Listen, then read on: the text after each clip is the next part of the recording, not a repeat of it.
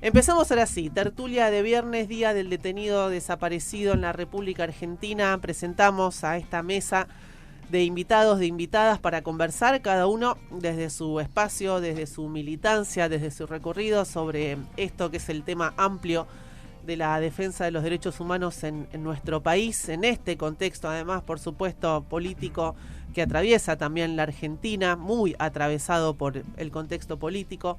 Está Paula Contino, que es la secretaria del área de Derechos Humanos de nuestra universidad. Está Lucas Mazuco, el director del Museo de la Memoria de la Ciudad de Rosario. Nadina Motura, de La Vigil. Yo creo que podemos decir La Vigil y ya todo el mundo sabe de lo que estamos hablando. Santiago Garat, de Hijos Rosario, entre otras cosas además, que ha venido también muchas veces acá a conversar con nosotros. Noelia Castañeda, de APDH Rosario. Bienvenidos todos, ¿cómo están? Gracias por estar acá y sumarse a esta tertulia de viernes, que tuvo un primer tramo informativo porque, bueno, estamos en una radio, en un medio de comunicación de la universidad y está ocurriendo este plenario importantísimo de rectores de todo el país, terminando lo que fue un congreso inédito de innovación universitaria e insisto, en un marco además en el cual la agenda universitaria está quizás más caliente que nunca en la República Argentina. Adelante, Paula, bienvenida una vez más también a este estudio. Es como la promotora de todo esto. Es la promotora, sí, entonces va a ser la que va a ser la que es la que tiene que romper el hielo o tirar la primera piedrita para que después juntemos un montón. Te damos la batuta de la tertulia, ¿qué te parece? No, de ninguna manera. Te la prestamos un ratito, te la prestamos un ratito. Para eso están ustedes, que son unos cracks haciendo la tertulia y todo lo que es la producción periodística de la radio. Y en principio agradecer, como siempre, la predisposición cada vez que desde el área o desde otros espacios pedimos acá pista para alguna actividad, alguna fecha o alguna situación en particular. Agradecidísima, bueno, igual que mis compañeras y mis compañeros por este espacio. Qué feo esto de darme la primera piedra para romper el hielo, porque a mí es algo que no me gusta, porque acá hay gente que tiene tanto para decir y para contar, pero en principio lo que vamos a decir como para un breve umbral. Como bien decían ustedes, el 30 de agosto, es decir, mañana, es el Día Internacional de las Víctimas Forzadas de Desaparición. Es una conmemoración, como decía, a nivel internacional, que nosotros la hacemos propia desde nuestras instituciones, desde las tres que estamos acá y cada uno de los compañeros que militan todos los días y tienen un compromiso enorme, personal y colectivo en torno al tema. Y como bien decían, volvemos a conmemorar no solamente con una idea de recordar o de la efeméride, sino poner en valor lo que esto significa. Creo que tenemos el ejercicio, como dice el mural del museo, de seguir defendiendo lo evidente, porque esto ha sucedido en nuestro país, no exclusivamente, la última dictadura cívico-militar ha sucedido en otros tiempos, pero de manera sistemática en el marco de ese plan de exterminio, de apropiación que iniciaron los genocidas en el 76, y no solamente evocamos, sino que reponemos la memoria de una manera activa, potente, como un ejercicio social en todos los tiempos y en donde hay cosas que nosotros creíamos que, o muchos, o al menos hablo por mí, estábamos saldadas, eran grandes acuerdos a nivel nacional que hoy están puestos en entredicho, y no solamente desde un lugar del negacionismo, sino la reposición del horror, digamos, desde un lugar de patriotismo. Entonces me parece que más que nunca hay que tomar estas banderas, estas voces, y en cada uno de los espacios, como diría nuestro rector, como declaración de principios. Y creo que como símbolo de determinación de los que elaboramos en distintos lugares, bueno, retomar estas banderas y estas luchas, y sobre todo hacerlo con las protagonistas, con los protagonistas que son los que tienen, digamos, justamente ese lugar y ese rol. Lucas. Buen mediodía para todas y todos. Gracias de vuelta por el lugar, tal como decía Pau. La radio para nosotros, para el museo, es siempre un lugar de amistad y de alianza permanente. Así que feliz de estar de vuelta con ustedes, de estar de vuelta en el estudio. Juan Evaso, justamente. Sí, como bien marcaba Pau, el 30 de agosto es un día internacional, el Día Internacional de la Víctima de Desaparición Forzada, que en Argentina la reapropiamos a esa palabra o ese día con nuestra forma de nombrar ese proceso, que es el Día del Detenido Desaparecido. Y ahí, desde el museo, por lo menos, siempre nos ordenamos el año a partir de las 2 fechas más emblemáticas del periodo que nos da razón de ser, que es el 24 de marzo del 76, el 10 de diciembre del 83, pero el 30 de agosto es la tercera fecha que nos ordena ese calendario, porque es la fecha también que nos da la clave latinoamericana. El origen de este día es la Federación de Organización de Familiares de Víctimas de Desaparición Forzada de América Latina, y justamente el nombre de desaparición forzada es lo que une desde México hasta Argentina una práctica estatal que excede largamente la década de los 70, que incluye a los 60, que incluye la doctrina de seguridad nacional, que incluye el Plan Cóndor, que incluye una política proveniente de Estados Unidos por exterminar los movimientos de resistencia, de movilización popular de todo este continente. Entonces, para nosotros también es poner la mirada en esa clave latinoamericana desde lo local, que es la razón de ser o de nacer del Museo de la Memoria, anclarlo en los procesos históricos argentinos de larga duración, no solamente en la última dictadura, para darle entendimiento a ese genocidio, y volver a nuestra tierra de origen, que es América Latina. Con lo cual ahí la agenda que siempre armamos anual cada año con estas organizaciones que siempre nos acompañan, que siempre queremos trabajar en conjunto, es fundamental, ¿no? Y son esos momentos de condensación que aprovechamos para fortalecer los lazos. Santi.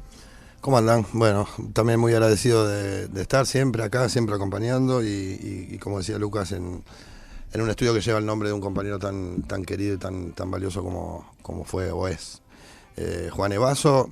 Coincido en lo que decían los compañeros. Me parece que en estos momentos en los que, y lo decía muy claramente, Pau, no es ya negacionismo como ocurrió en otros tiempos, sino reivindicación y ganas de volver incluso a esos tiempos tan oscuros de nuestro país. Me parece fundamental lo que hace hijos, lo que hacen las madres, las abuelas, todos los que están acá y en cada espacio en los que se siguen defendiendo los valores de los derechos humanos, pero también, y porque es algo que hacían nuestros viejos y los 30.000 compañeros y compañeras que fueron víctimas justamente del terrorismo de Estado, que es defender los valores que nos hacen como pueblo, como a nuestra identidad, la cultura, la educación pública. Estamos en una radio de la Universidad Nacional de Rosario en este caso, pero también la salud, el derecho de los trabajadores y las trabajadoras. Me parece que son tiempos muy difíciles para todo el pueblo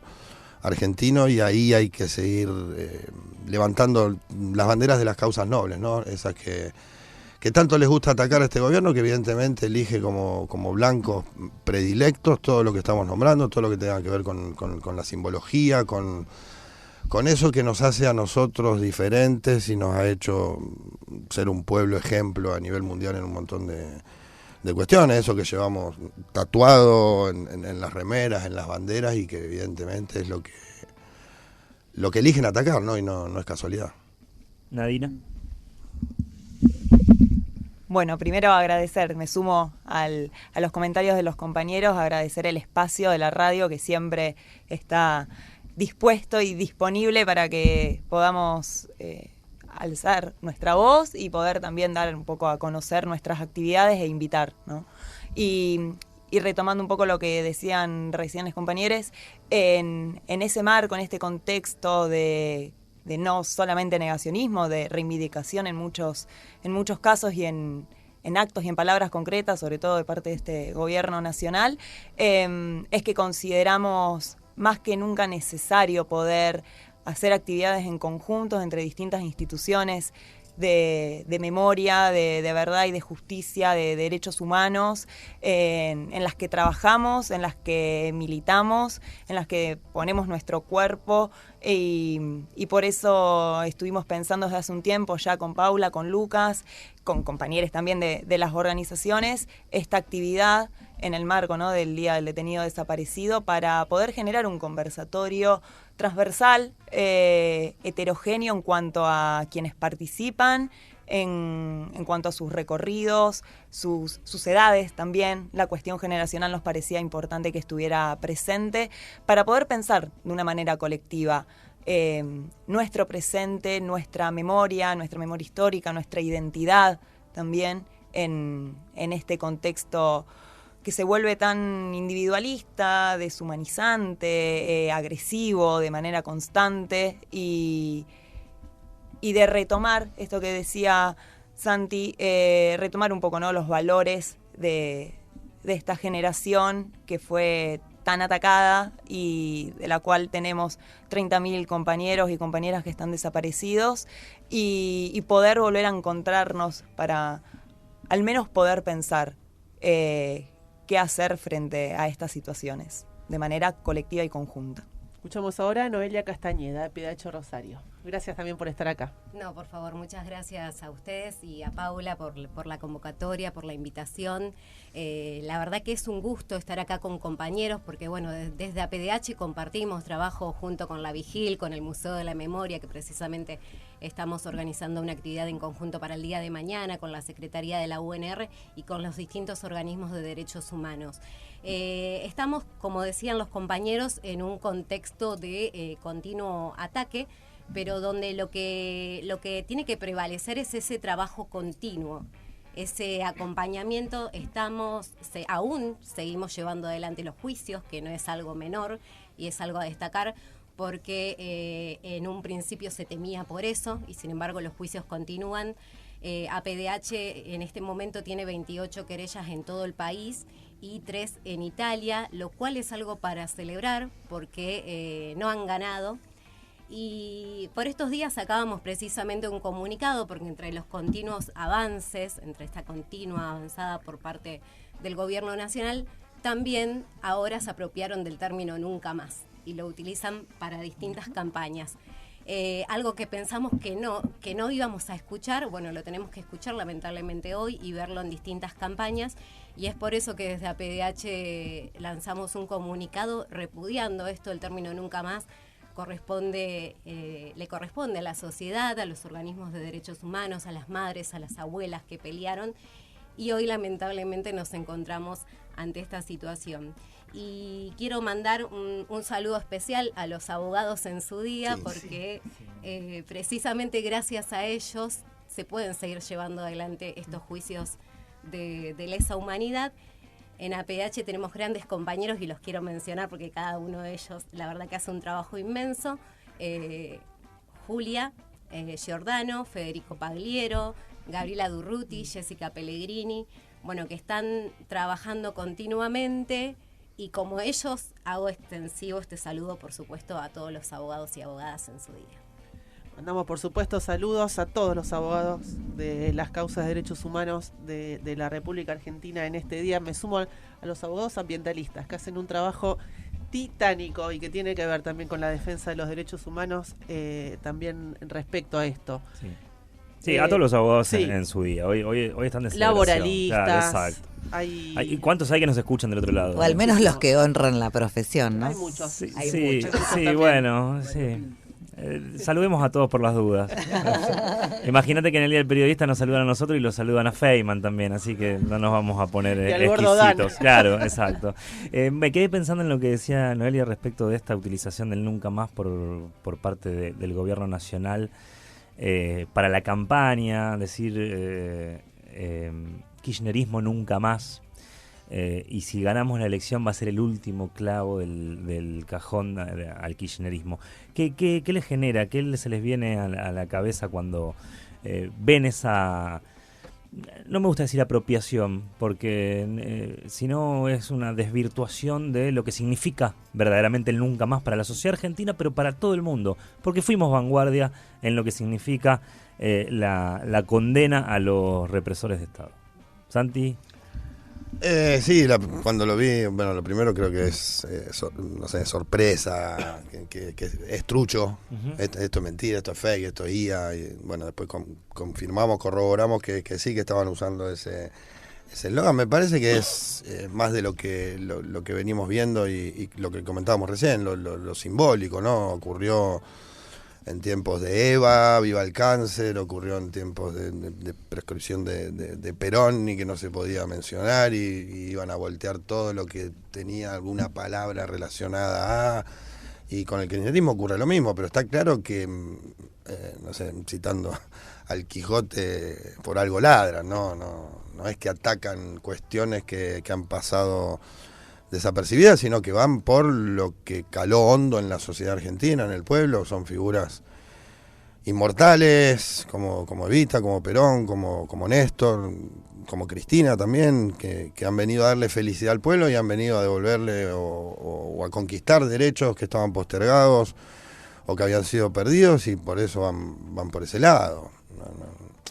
No es una cuestión de originalidad o de que alguien dijo, che, vamos con esto y metemos 200.000 me gusta, que mi ley se rige por eso, por los me gusta, por los clics, sino que es esto de la provocación, del orden de la provocación, que es algo que les gusta mucho. ¿Esa batalla cultural de la que tanto hablan, es eso? Sí.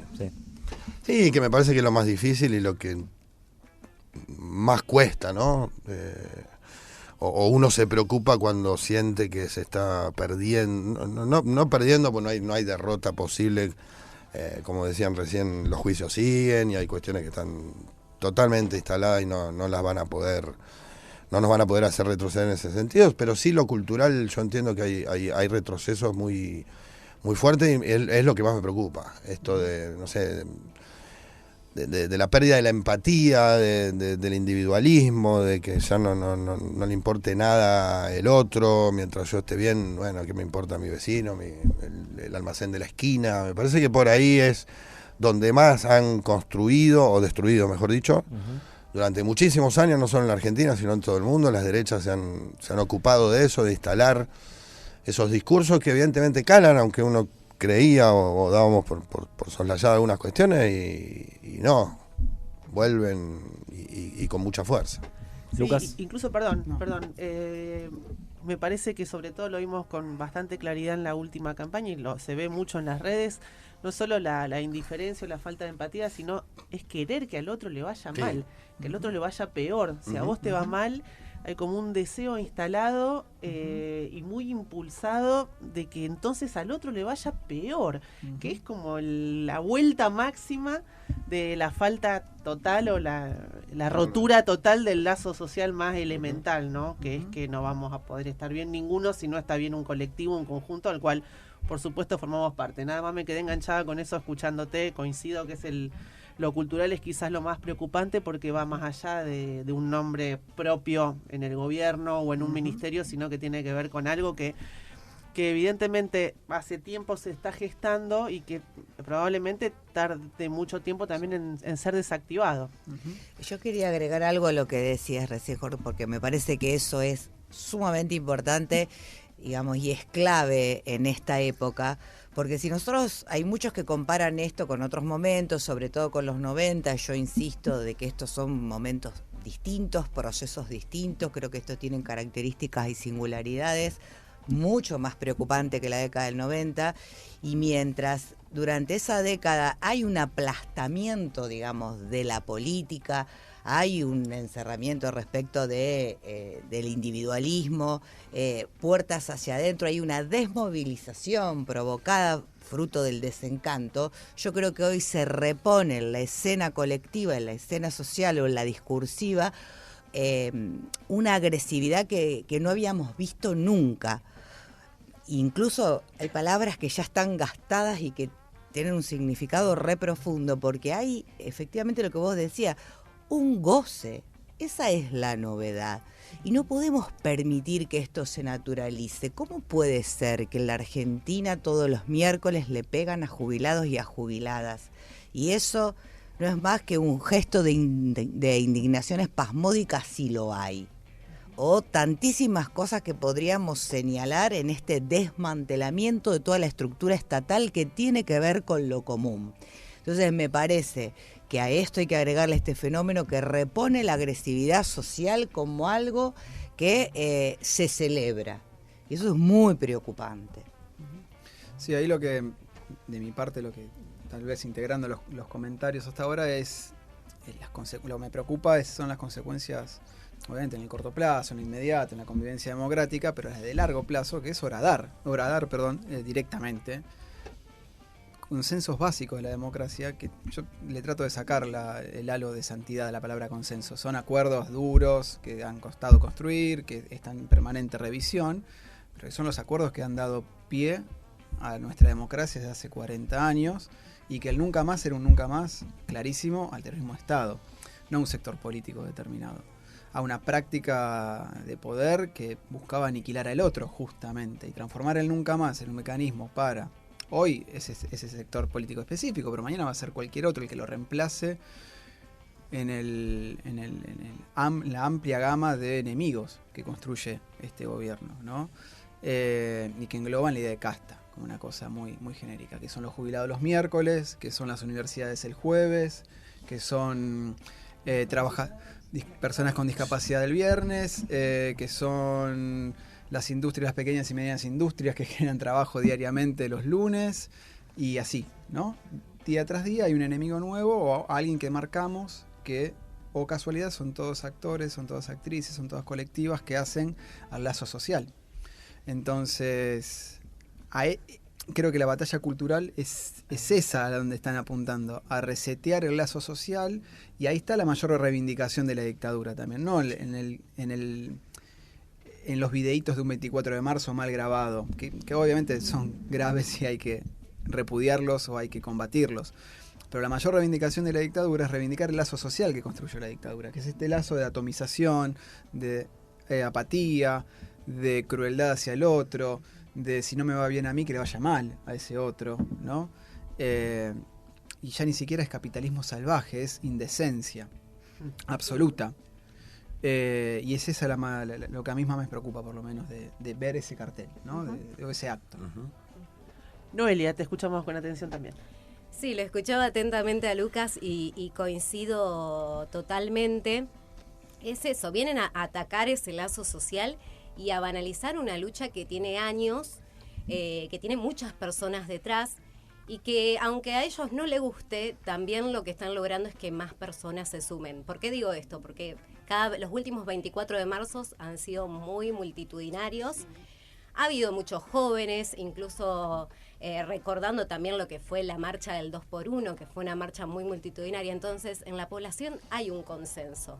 Y más allá que desde el gobierno se quiera atacar, eso va a seguir estando, y es lo que molesta también. Por eso cuando vemos estas imágenes del nunca más, en este caso identificado con el kirchnerismo, pero el día de mañana, como dijo Lucas, puede ser con otro partido político, y con la misma tipografía del nunca más, lo que buscan es provocar, es la provocación continua. Ahora, bueno, con esta decisión de que Argentina se retire del Consejo de Derechos Humanos de la ONU, otro ataque más, que sabemos que es eso, que es una provocación continua. Pasamos para el lado de la vigil, Nadina. Escuchamos también en torno a esto, la banalización de un poco lo que vienen comentando todos los tertulianas, una idea que tenemos muy marcada, como es la del nunca más, y que asociamos todos a algo y que termina siendo utilizado para otra cosa. Y también, si quieren, vamos agregando e informando sobre las actividades que cada uno desde sus espacios está preparando, va invitando para participar en estos días en torno, por supuesto, a este tema. Te escuchamos también. Sí, un poco retomando, bueno, hilvanando, ¿no? En relación a lo que iban diciendo acá los compañeros en esta mesa, desde los distintos espacios también tenemos, como me parece, ¿no?, una tarea para poner un poco en discusión y acercar esta idea de, bueno, o el nunca más, o los consensos sobre la democracia, sobre lo que implica vivir y construir espacios que sean amables y amigables, para que no estén atravesados por esta lógica de individualismo y demás, al menos desde la vigil, y sé que desde los otros ambientes y espacios que compartimos también, tratamos, ¿no?, de poner eso en un lugar fuerte. Y bueno, en el caso de la biblioteca, que es un sitio de memoria, que fue intervenida en dictadura, que tiene hasta el momento, hasta la fecha al menos, hemos podido contabilizar 27 socios y socias, estudiantes, bueno, docentes de la escuela primaria, secundaria, que fueron o asesinados o continúan desaparecidos por la dictadura, digo, es un tema que está todo el tiempo presente. Entrás a la biblioteca y tenés desde los murales de Memoria, Guerra y Justicia a la bandera de Sitio de Memoria, y en todos los, si bien es muy amplio la diversidad de actividades que se realizan en todos los talleres, en todas las propuestas, siempre traemos este presente que nos está atravesando para poder pensarlo y poder darle alguna forma, ya sea a través de conversatorios, de diálogos, de charlas entre los talleres, en las presentaciones de libros, que siempre esto aparece, ¿no? Y bueno, y en ese contexto, los recorridos guiados, por ejemplo, son, creo yo, una herramienta, un elemento fundamental para poder dialogar con el común de la gente que se acerca a la institución sobre qué implica también un sitio de memoria hoy en el presente, en un barrio, en una biblioteca. Mucha gente lo asocia con la biblioteca o con la posibilidad de acceder a un taller y donde, por ejemplo, PDH tiene su espacio semanal para las consultas y bueno, es en ese hacer cotidiano con el entorno, con la comunidad, me parece donde tenemos que apostar para poder también ir ganando espacios. Paula, volvemos para este lado de la mesa.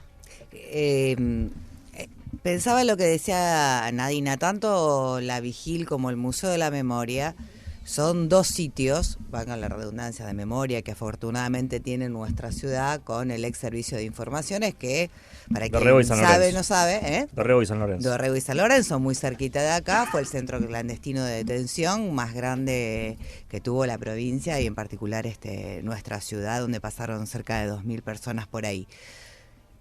Y Nadina recién decía, nosotros como ejercicio, como sitio, igual que lo que hacen en el museo y que valoramos muchísimo, por eso, digamos, pensar también colectivamente en salir de lo que cada uno hace y relacionarnos a partir del trabajo, los compromisos y los objetivos comunes. Ella decía, nosotros recibimos y en función de que la gente recibe y cuentan la historia, y lo hacen en ambos lugares de una manera maravillosa y las personas salen conmovidas.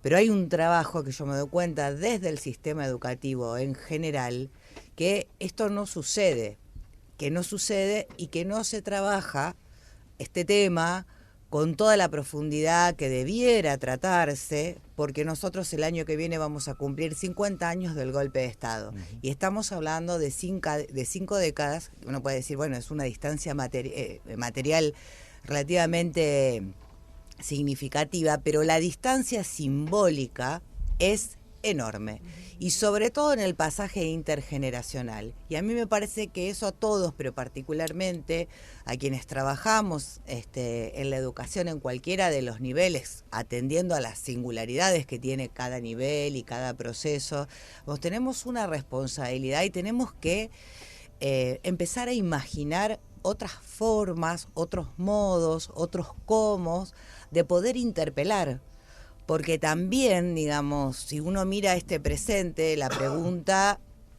al menos que yo me hago de manera recurrente, es cómo llegamos, y creo que esto vuelve en los debates, en los análisis, y hay una multiplicidad de respuestas, ¿no? Uh-huh. Pero, por ejemplo, una anécdota que quiero contar. Nosotros desde el área de Derechos Humanos de la Universidad Nacional de Rosario curricularizamos. ¿Esto qué quiere decir? Que las visitas a los sitios de memoria tienen una vez, quien pase por la Universidad Nacional de Rosario pueda hacer ese recorrido, porque estamos convencidos que en el recorrido, en el pasaje, en ese encuentro material y en el relato y en el testimonio de primera persona, es donde, además de la discusión y del ejercicio docente y la mirada teórica, digamos, uno puede completar ahí, digamos, una escena de afecto, de afectación y afectivo con quien relata y demás, para generar una conciencia distinta. Uh-huh. Nosotros cuando hacemos esos recorridos volvemos a las aulas con los estudiantes y conversamos. ¿Año? Y son universitarios, sí. Y en otro caso el programa Otra Vuelta. ¿En qué año de la universidad? No, eso es la materia que lo quiera tomar, que lo quiera poner, pero bueno, pensemos que son jóvenes estudiantes, sí, entre 18 y 23 para adelante, claro. O el programa Otra Vuelta, que es el programa para que vuelvan las personas a terminar el secundario a través de la universidad, que es un programa maravilloso. de la UNR, que ahí es para mayores. Entonces ahí ya tenemos otro público, digamos, tenemos otro componente social que es sumamente interesante para trabajar. ¿Y qué nos ha pasado? En la mayoría de las veces donde después de la visita a los sitios de memoria vamos y tratamos de ver qué pasó, qué sucedió ahí, que para nosotros lo que llamamos es el retrabajo. Gran parte, no quiero generalizar porque como siempre digo eso banaliza, pero gran parte de los relatos que nosotros tenemos en las aulas es que eso no se había conversado, ni en sus hogares, ni en sus familias,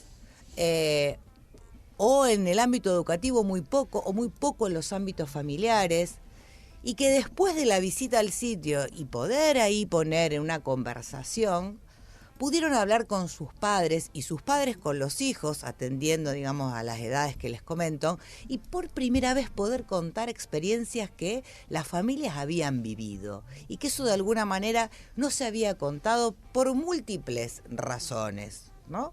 Que aunque parezca extraño, digamos, que ha seguido recalando el tema del silencio, el tema del miedo, el tema del olvido, que se ha trabajado deliberadamente en estas décadas de distintas maneras. Entonces eso para mí opera como un balde de realidad cada vez que vamos desde el área con mis compañeras a conversar y nos hacen esta devolución. Entonces me parece que hay que prestar atención. Vamos, porque tenemos ese circuito de la memoria que es distintivo de la ciudad de Rosario y hay que ver cómo ese circuito también somos capaces de imaginar y que también de manera osada buscar otras maneras, así como nuestros organismos lo hicieron a lo largo del tiempo, cuando acá Santi lo podrá decir mucho mejor que yo, cuando salieron a poner el cuerpo de una manera que sigue siendo estudiada en todos lados, los 90 frente a las políticas del olvido. Me parece que ahí dejo ahí como una pregunta y un interrogante por los cómo, pero esto es lo que voy recibiendo y me parece que es importante también pensarlo.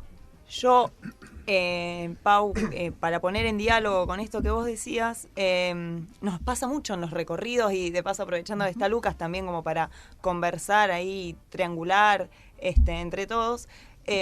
Nosotros los recorridos guiados, por ejemplo, que hacemos en la Vigil, los educativos, digamos, que están pensados específicamente para instituciones nivel secundario, terciario o universitario. En el caso específico del secundario, solicitamos que únicamente se inscriban si están en cuarto o quinto año, o sexto si es una escuela técnica, por una cuestión de, consideramos que de esa manera algo de estos temas ya se abarcaron, porque nos ha pasado de tener que dar una clase de historia, o sea, enmarcar el recorrido que inicia en la biblioteca hasta la primera etapa, se van recorriendo unas escaleras donde vamos viendo las imágenes de los compañeros que faltan en la institución y, digamos, para nosotros se estaría sobreentendido qué significa esa imagen y cuando preguntamos, ¿qué vieron? Es como, no sé, fotos. Entonces es como, a veces ocurre eso y entonces, para hacer el recorrido mejor que entonces haya un trabajo previo en las escuelas. A veces ocurre, a veces no. ¿Lo hay? Eso es lo que yo me pregunto. ¿Lo hay? ¿O cuáles son las escuelas que tienen ese recorrido previo en la currícula educativa, Lucas? Sí, nosotros desde el museo, complementando un poco lo que estábamos comentando, tratamos de hacer un trabajo previo enviando materiales, haciendo consultas de cómo lo han trabajado. Y ampliamos, y en los últimos 2 años hemos ampliado la franja etaria de trabajo, porque históricamente el museo trabajó desde el 7º grado en adelante, con un poco de prejuicio o miedo de cómo hablarle a las infancias de estas temáticas, no horrorizar, no asustar, ¿no? Y desde hace un par de años para acá, con el cambio de gestión del 2022, hicimos un cambio de gestión en el museo, hicimos una apuesta por ir más a las tempranas edades, para empezar a hablar, no obviamente de 1976, desaparición forzada, 1983, ese tipo de cuestiones, sino hablar de derechos, para construir desde ahí un imaginario que es el imaginario que fue arrasado por la dictadura y que justamente en la Vigil hay una desconexión con esas fotos y con lo que el imaginario recibe de esas fotos de las nuevas generaciones porque fue arrasado ese imaginario. Yo siempre tomo el ejemplo del fútbol, tengo acá a Santi que ahí podemos charlar un poquito, pero tomo el ejemplo también de la Vigil. Este gobierno y el gobierno de los 90 y la política económica de la dictadura ponía el acento en la iniciativa privada. ¿no? La iniciativa privada reprimida por las regulaciones estatales, y etcétera, etcétera. Y esa era la gran traba para el desarrollo. ¿Cuál es el gran enemigo cultural de este gobierno? Las asociaciones civiles del fútbol, organizaciones privadas, pero que no tienen fines de lucro. ¿Cuál fue uno de los principales objetivos de FECED en Rosario? Desarticular una experiencia privada, comunitaria, de base, sin fines de lucro, de construcción de trama, que era la Vigil. Claro. Entonces ahí lo que nosotros tratamos de hacer, contando estos ejemplos, el ejemplo de la Vigil más que nada, y tratando de conectar y preguntar, bueno, ¿cuáles son tus problemas hoy en día? Les preguntamos a los grupos que vienen al museo, de adolescentes y de jóvenes adultos y adultas, ¿cuáles son tus problemas? Y el laburo, no llego a fin de mes con un laburo, cito 2, 3 por lo menos, bien. Y si llego al mes siguiente estoy sacando cuenta de vuelta por la inflación, bien. No, y la deuda externa, me lo leo todo el tiempo en los diarios. Bien, no tengo casa. Tengo que correr, tengo que pedir 25.000 garantías para poder acceder a una casa y me hacen análisis casi de laboratorio ya, para poder acceder a un alquiler más o menos accesible. Todos esos problemas estructurales de la economía nacieron con la dictadura. Fueron parte del plan económico y del genocidio de la dictadura. Que la dictadura fue más allá de la destrucción de los cuerpos, fue destruir una trama social, económica y cultural. Y a veces sale bien, a veces sale mal, obviamente. No quiero decir que es la fórmula perfecta para llegar a nuevas generaciones, pero para romper esta distancia simbólica y unirla con la distancia material de la temática, porque ya hasta de la Rúa es un apellido que queda lejos para quienes vienen al museo. Claro. Corralito, sí, claro. 2001. Sí. Entonces, ese trabajo de recibir preguntas, pero devolver algunas preguntas para de ahí construir alguna respuesta posible, es como tratamos de encararla. Y hablar de derechos. En clave de derechos, ¿no? Si la gran frase... perdón, Luca, que te interrumpa, pero sí, porque me quedé pensando en esto. ¿Desde qué edad o desde qué grado, año van las visitas guiadas al y estamos museo? Construyendo con pruebas y error permanentemente, pero estamos construyendo programas para infancias desde el área de educación. Primer grado, segundo grado, tercer grado, también han venido jardines de infantes. Estamos formando a los formadores, a las formadoras, a las que están en esos espacios con... las supervisoras, pero también con las docentes de jardín de infantes y de los primeros años de la primaria. Para hablar de eso, de derechos, porque si Rosenkrantz, juez de la Suprema Corte, lo anticipó en 2022 y este gobierno lo tomó como propio de destruir esa frase icónica, emblemática, de donde hay una necesidad, nace un derecho, nosotros vamos por los derechos entonces. No vamos a hablar de las fechas y los nombres duros de la dictadura, sino vamos a hablarles a las infancias de que tienen derecho.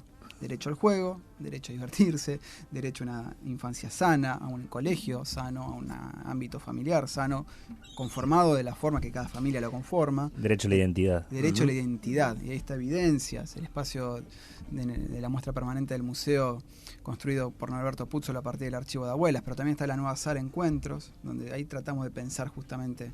No es un espacio para infancias, no infantilizamos la temática, sino que trabajamos sobre las infancias, en el pasado, en el presente y en futuro. Y eso es lo que, a veces sale bien, a veces sale mal, pero es lo que tratamos de hacer. Sí, yo coincido con esto que decía Lucas de cómo ir apuntando lo discursivo, ¿no? hacia otras cuestiones.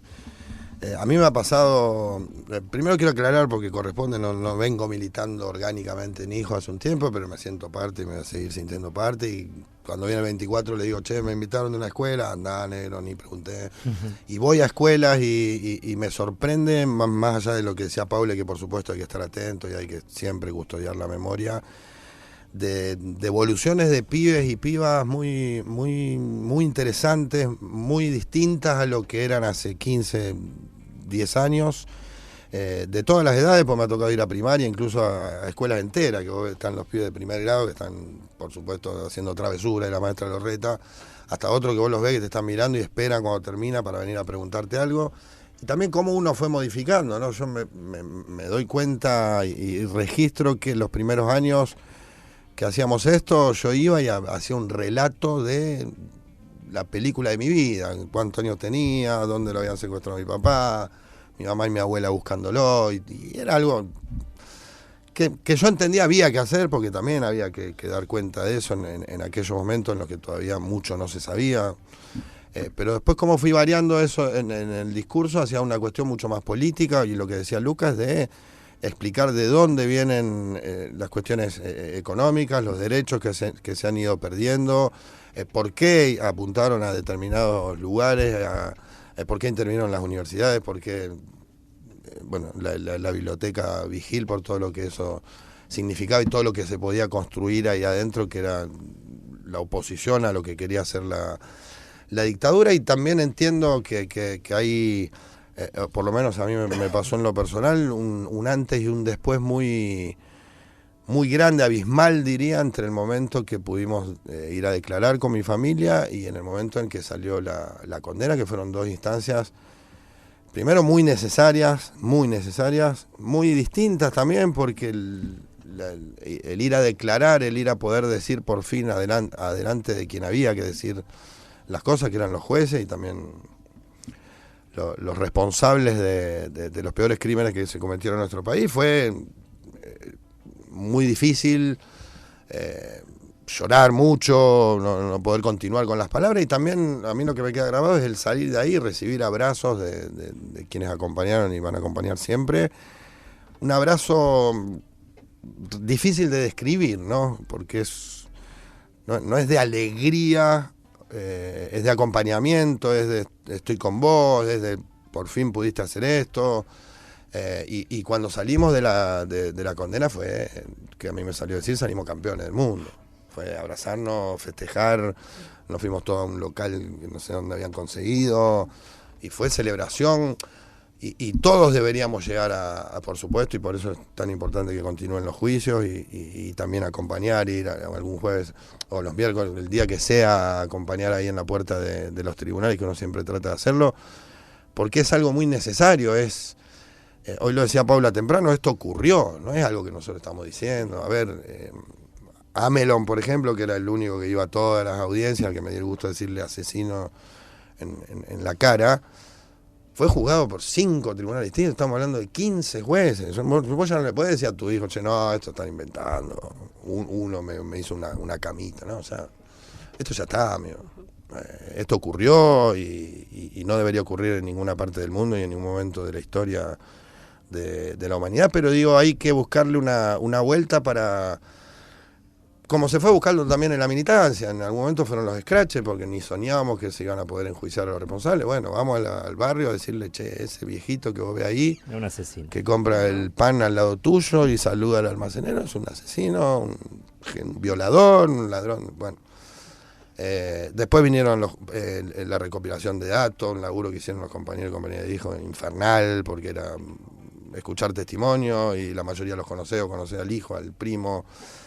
Terrible, muy doloroso, pero se hizo. Hoy hablamos de los abogados y compañeros que estudiaron abogacía para juzgar a los genocidas. Exacto. Pero 6 años en una facultad porque alguien lo tenía que hacer.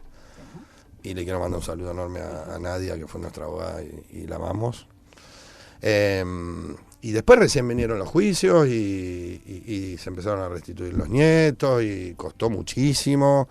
Pero digo, uno tiene que también ir adecuándose a cómo encarar esa cuestión. A mí me salió a decirle, cuando terminé mi declaración, dije que nosotros éramos, creo que dije guardianes o custodios de la memoria, que la verdad la tenían ellos y se la iban a llevar a la tumba, evidentemente, y que la justicia estaba en manos de los jueces. Nosotros habíamos hecho lo que teníamos que hacer. Digo, bueno, después entonces, ¿cómo llegarle a un pibe de 7 años con el paso del tiempo? Que bien decía Paula, va pasando el tiempo y también está el mantener eso y trasvasarlo y contárselo y que se sepa. A mí me salía así en la primaria, los pibes, ustedes saben de memoria San Martín, el Cruce de los Andes, pasó hace 200, esto pasó hace 40, lo tienen que saber. Pero bueno, también hay que ver cómo uno se los cuenta y ya, como decía también Luca, ya no vamos a los nombres duros y a la tortura, vamos a contarles qué implicó eso, a qué vino a hacer eso y qué está ocurriendo hoy y cómo hay que defender esos derechos siempre. Santi, perdón, Noelia, un paréntesis. Decías, al principio iba a la escuela y contaba esto. ¿Qué cambió, qué creatividad tuviste que imponer para que el discurso llegue de otra manera? Esto que recién planteabas, no le podemos hablar con los datos duros, nombres duros, sino de otras formas. Digo, pienso en canticuénticos. Pienso en cómo llegar a las infancias, cómo llegar a los más teatro chicos. Por la identidad. Teatro por la identidad, la fragilidad de la memoria. Maravillosa. Hace poquito fui a ver, y ya lo fui a ver 2 veces, y lo recomiendo a todo el mundo, que es esto de la fragilidad de la memoria. Impresionante. Tallarín con Banana, le mandamos Me un parece fuerte que ahí abrazo. hay algo que es un lenguaje en el que un niño entra, porque vos arrancás por la infancia, porque te gusta la piba del barrio y no te animás a decírselo, porque vienen los pibes que son más grandes y te sacan la cancha o la pelota, y vos te la tenés que morfar hasta que son más grandes. Y después empiezan a ocurrir cosas que yo la vi en el Obrador del Oeste, y esos pibes no hay manera que no se identifiquen con el pibe cuando empieza a hacer las cosas que hace, o les toca hacer, porque no le queda otra, porque no tiene oportunidades. Entonces vos le estás contando una historia en la que son parte, más allá del paso del tiempo, de las diferencias entre la dictadura y el hoy, pero parece que hay que entrarle por ahí, hay que charlar. Y sobre todo escuchar. Me parece que lo más importante hoy es escuchar. Todo el mundo, no, los jóvenes votaron a Milei. No, a Milei lo votaron los jóvenes, los viejos, los jubilados, los peronistas, los trabajadores. Todos. No jodamos con eso. Ahora, y los pibes que votaron a Milei, bueno, escuchémoslo. Sí, claro, exacto. Y charlemos, ¿no? Porque si no, hacemos lo mismo que hacen nosotros con nosotros. Noelia, ahora sí, perdón. Sí, yo creo que es importante la capacitación, el hablar con todas las edades. Bueno, esto que vos preguntabas recién, cómo se llega quizás a los más chicos. Bueno, hay distintas alternativas. Hay muchos libros hoy para los más pequeños que cuentan la historia de las abuelas. Hay libros de Norita, hay libros de Agustín Tosco contándolo para los más pequeños. Hay otras herramientas. Particularmente, bueno, en el caso de APDH hemos dado charlas en distintas escuelas. La realidad es que depende también de los directivos de la escuela y de las escuelas que los quieran recibir. Recuerdo que hace unos años atrás, para el 24 de marzo, en el marco del 24 de marzo, dimos una charla en Coronel Arnold, que eran chicos de secundaria que después de la charla se acercaron a nosotros y nos hacían un montón de preguntas.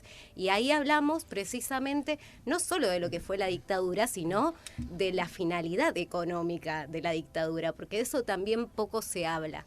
Y también, bueno, recordaba el año pasado, estamos por cumplir un año de una charla que dimos en el ISET 18, precisamente por inquietud de una profesora que nos planteó la necesidad de hacer una charla. Bueno, y acá hay varios que participaron, hicimos 3 jornadas distintas, en 3 turnos distintos, todas fueron multitudinarias.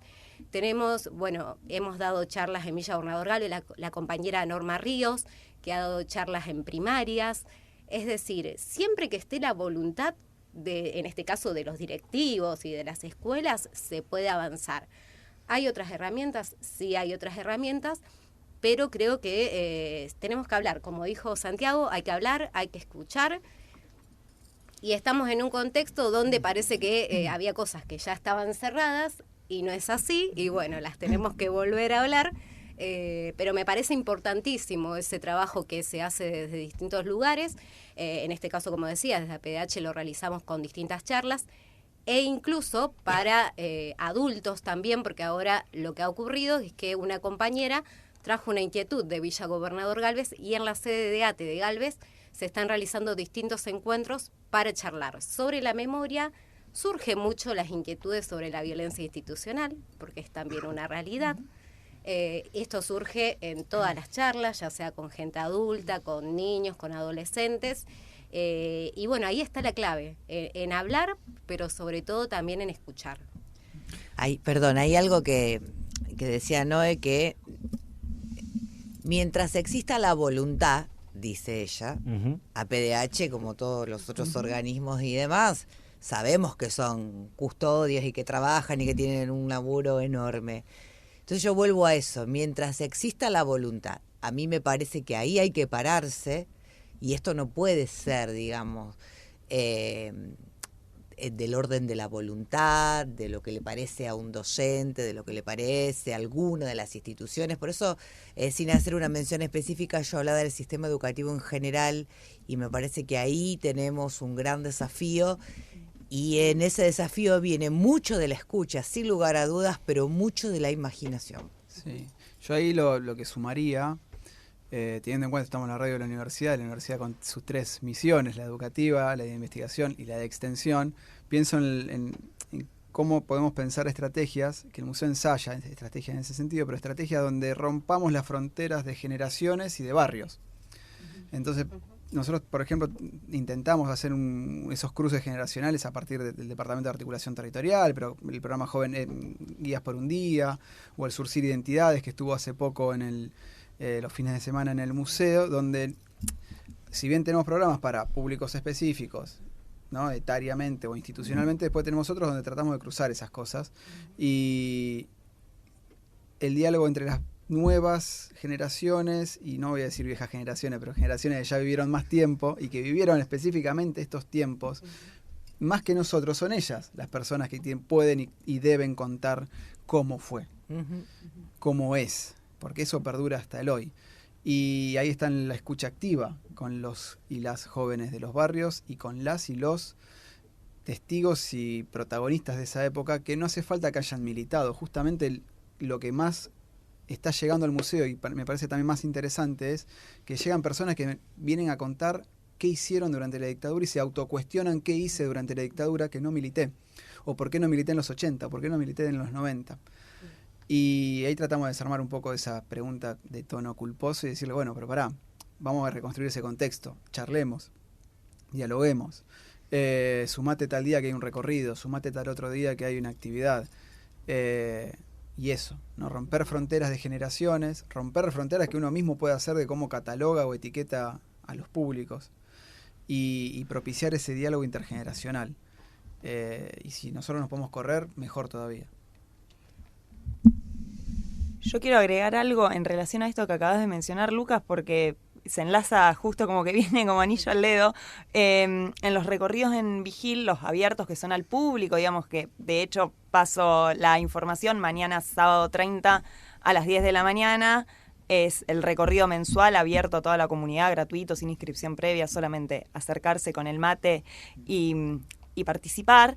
En estos recorridos, justamente como son abiertos al público, pasa mucho que vienen reiteradamente personas que participaron, que formaron parte de la Vigil antes de la intervención, ya sea porque estudiaron en el instituto secundario, porque sus padres trabajaban en la institución, porque compraban la rifa o por lo que fuera. Y cuando aparecen estas voces, estas experiencias propias, quien está en ese rol de guía es como que se corre, porque la voz y la pasa a tomar esta otra persona o estas otras, porque muchas veces pasa que van en grupo, sobre todo los que estudiaron, los que formaron parte del grupo del colegio secundario, que suelen participar en los recorridos. Y pasa algo ahí en ese diálogo, en ese contar experiencias, que se logra transmitir otra cosa y los recorridos van tomando otro tenor. Y me parece que es esto, ¿no? Esta importancia de la escucha, de poder generar estas instancias de diálogo. Y quería mencionar en relación a esto que decías, Noé, de este ciclo de charlas que hicieron el año pasado en el ISET. A partir de esas charlas en las que participamos, todos nosotros estuvimos ahí presentes, se acercó una compañera que estaba estudiando locución, Eva, y me dijo, yo quiero sumarme a participar en la Vigil, ¿cómo puedo hacer? ¿No? Y hoy forma parte del grupo de los recorridos guiados, o sea, integra el equipo de quienes hacemos los recorridos, ¿no? Y es esto, es habilitar. No son espacios cerrados en los que no se pueda acceder, sino al contrario, son estos espacios los que habilitan a la palabra, a la memoria, a construir y a pensar cada vez más colectivamente. Estamos en Tertulia de Viernes, estamos con Paula Contino, Lucas Mazuco, Dananida Motura, Santiago Garat y Noelia Castañeda. Estamos sobre las 13:37, vamos a la tanda. De la semana que tuvimos y estamos muy contentos de cerrar esta semana con esta tertulia de viernes. Recién Nadina nos contaba que mañana va a estar abierta la Vigil, que va a tener su recorrido, su visita guiada a la mañana. ¿Qué pasa en el museo, Lucas? Bueno, mañana en el museo, actividad por partida doble.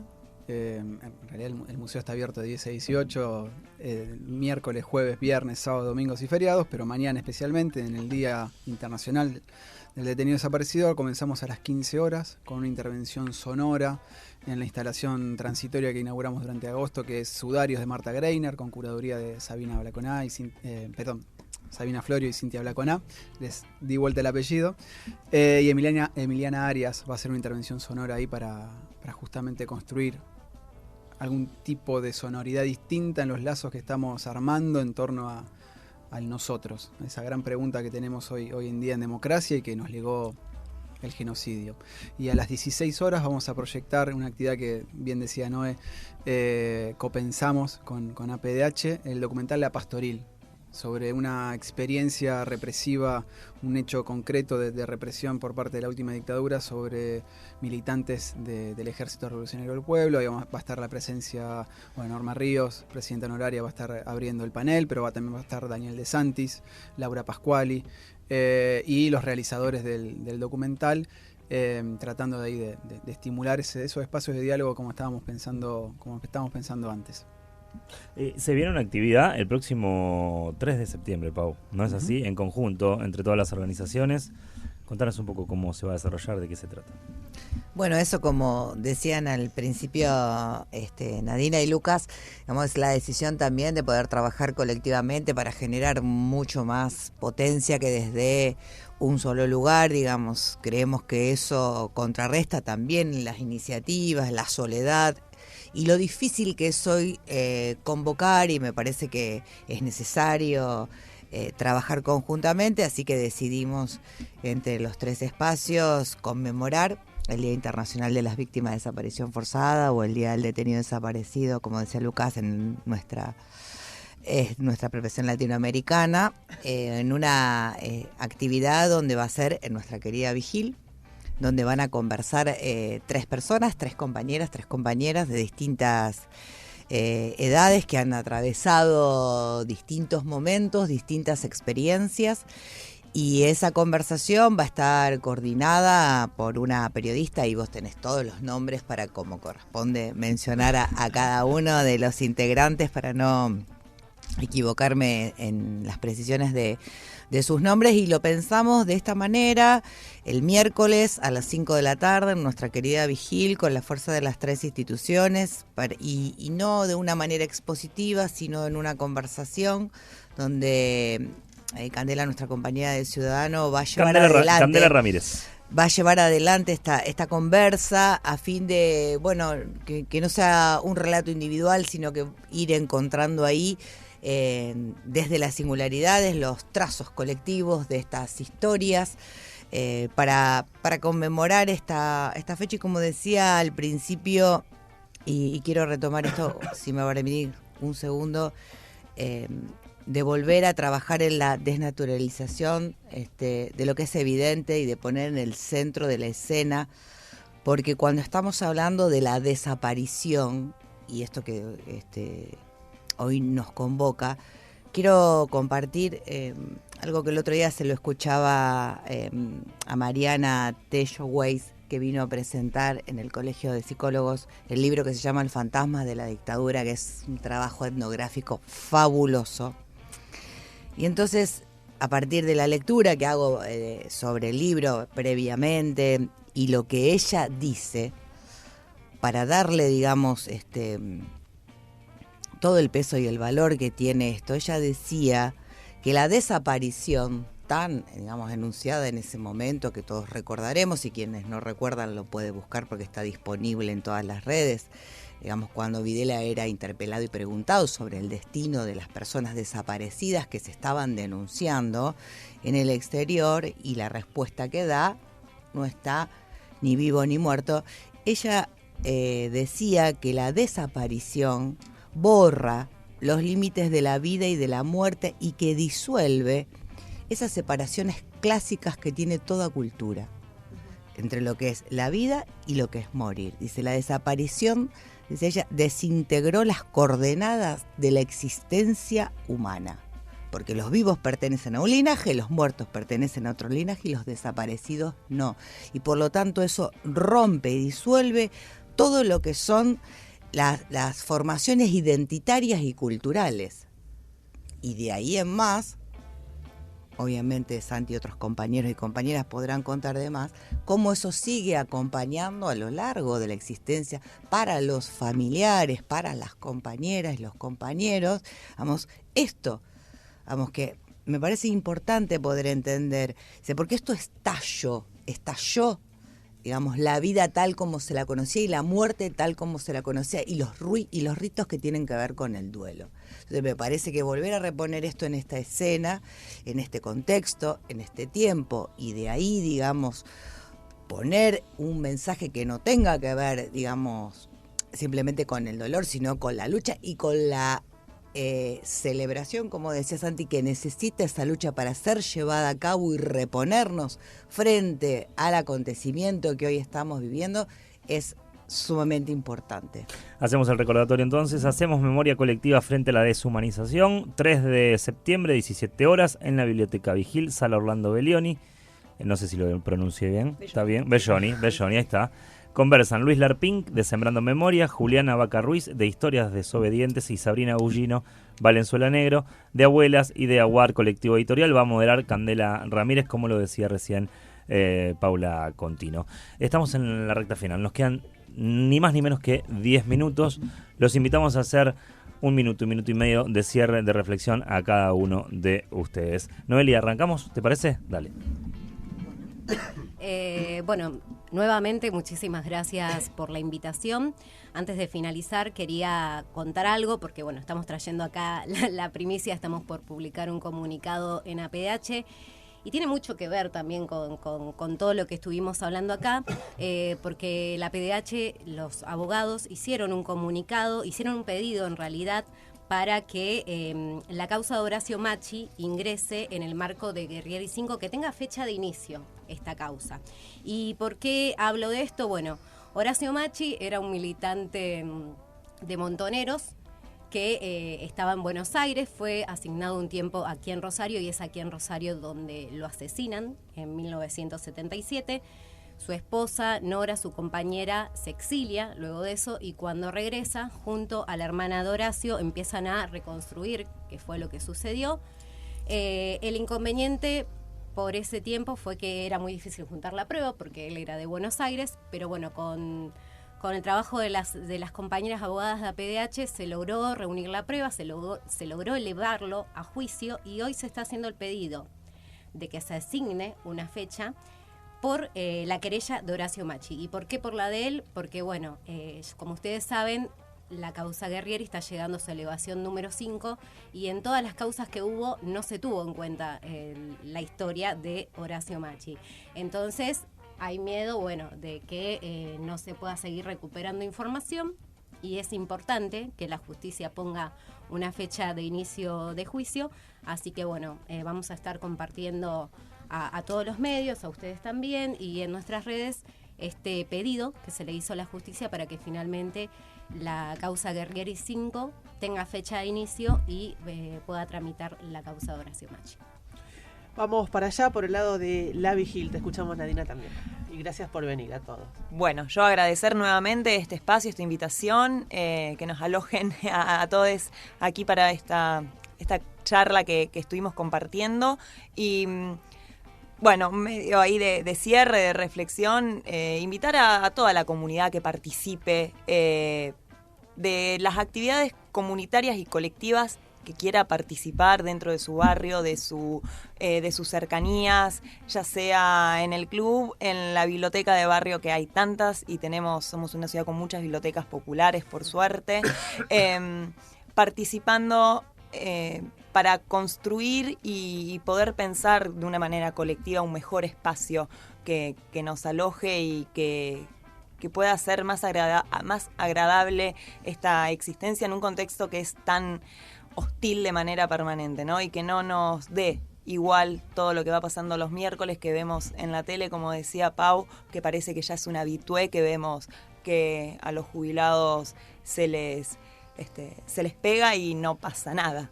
Y se volvió una imagen cotidiana, lamentablemente. Aprendimos cómo a convivir con eso. Bueno, entonces la invitación es eso, es que se acerque todos a poder participar más activamente de una comunidad para que salgamos más fortalecidos también. Pau. Se quedó tildada. Me quedé... No, porque pensé que seguía la... Pensó la ronda, pero para microfonear... Cuestión práctica, claro. Sí, aparte me quedaba pensando en lo que decía Nadina. Sin lugar a dudas, la participación es importante, es fundamental en cualquier sistema democrático, en cualquier lugar, en cualquier comunidad. Pero para poder participar uno primero tiene que no acostumbrarse. Y eso de no acostumbrarse, de no resignarse y seguir haciéndose preguntas, aunque sean incómodas y dolorosas, creo que es el gran motor para después dar ese paso y participar y ser parte de algo más grande y entender que el destino, digamos, si no es colectivo, es una vida absolutamente miserable y angostada donde no hay posibilidades de que la ciudadanía se realice. Yo creo que nos están angostando el deseo, creo que nos están angostando las utopías, las posibilidades, y me parece que no hay que acostumbrarse. No nos acostumbremos, no naturalicemos y hagamos un ejercicio, porque es un trabajo, es un trabajo. La anestesia con la cual estos tiempos vienen, es todo un trabajo sacárnosla del cuerpo para pensar en clave y un registro colectivo que piense, digamos, en algo mucho más amplio que mi vereda, que mi mundo, para ir a mi aldea. Lucas. Mucho para pensar de esta última hora y piquito de charla, recuperando lo que nos convoca, el Día del Detenido Desaparecido, a los que no están, uniéndolo con la intervención anterior de Paula sobre esa obra tremenda de Mariana Tello, los espectros que nos circulan, ¿no? Lo espectral, pero no una cuestión metafísica, sino que nos circulan, nos atraviesan realmente, que generan este acostumbramiento, generan el terror, generan el miedo, generan el no involucramiento, generan el no habitar los espacios comunitarios que hemos ganado y que estamos perdiendo, que transforman a los derechos humanos en un techo y no en un piso. No nos acostumbremos a los juicios, costaron que existan los juicios. No nos acostumbremos a los sitios de memoria, costaron que existan los sitios de memoria. No nos acostumbremos a la educación pública, costó que exista y cuesta que exista la educación pública, ese espacio de articulación social y de igualación y de equidad tan tremendo que es la universidad pública.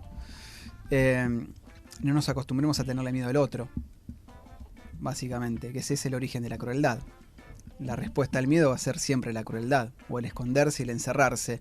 Y a eso voy en un año electoral, no nos acostumbremos al voto, que esa es la gran victoria de quienes no quieren que exista la democracia, que cada vez vayan menos personas a votar, que costó lo que costó, 30.000 personas detenidas desaparecidas.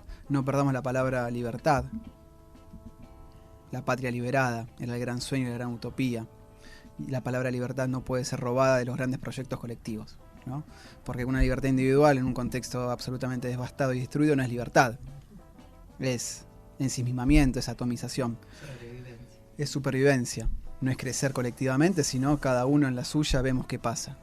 No acostumbrarse a todas esas cosas que llamaba Pau y sumo algunas otras capas y pensarnos en términos de claves intergeneracionales, ¿no? Invitar a que vengan los espacios de memoria no para escuchar un mensaje enlatado, sino para salir de los sitios con más ganas de investigar aún más y volver a preguntar cosas, tener nosotros los sitios de memoria la responsabilidad de la escucha activa y no del mensaje enlatado. Y creo que tal vez eso como autocrítica ha pasado en los años que nos anteceden y que en parte también explican qué pasa en nuestras nuevas generaciones. No solamente del sistema educativo, no solamente es la responsabilidad de ellas y ellos que están, las nuevas generaciones que están en cualquiera, entre comillas, sino nosotros que estuvimos en cualquiera durante mucho tiempo, tal vez. Lo dejo como pregunta. Y eso. Y mañana, pasado y pasado mañana, evitemos los sitios de memoria, los espacios públicos y comunitarios, tanto estatales como de la sociedad civil, para reconstruir el nosotros. Santi Negro Barat. Me acuerdo y adhiero a todo lo que dijeron los compañeros y las compañeras. La pelea hay que darla todos los días para nosotros, para los que no están, para los que vienen detrás. Me parece que hay que apuntalar eso para crear un país mejor, un mundo mejor para quienes vienen. Y no sé por qué me sale decir que cuidemos la salud mental, que estemos atentos a la nuestra sobre todo, pero también a la de nuestros seres queridos, de quienes nos rodean, a los compañeros de laburo, de luchas. locura colectiva y la locura individual en estos tiempos me parece que es un combo muy, muy peligroso. Gracias. Gracias a ustedes, a todos y todas por venir, por estar acá, por ser parte de esta tertulia de viernes, una más de las... Habíamos sacado la cuenta, más de 2.400 tertulias que llevamos un número, pero un montón, en 10 años. 10 es un montonazo, tertulia, es un montonazo. Montón. Pero bueno, mira, hasta con aplauso nos vamos.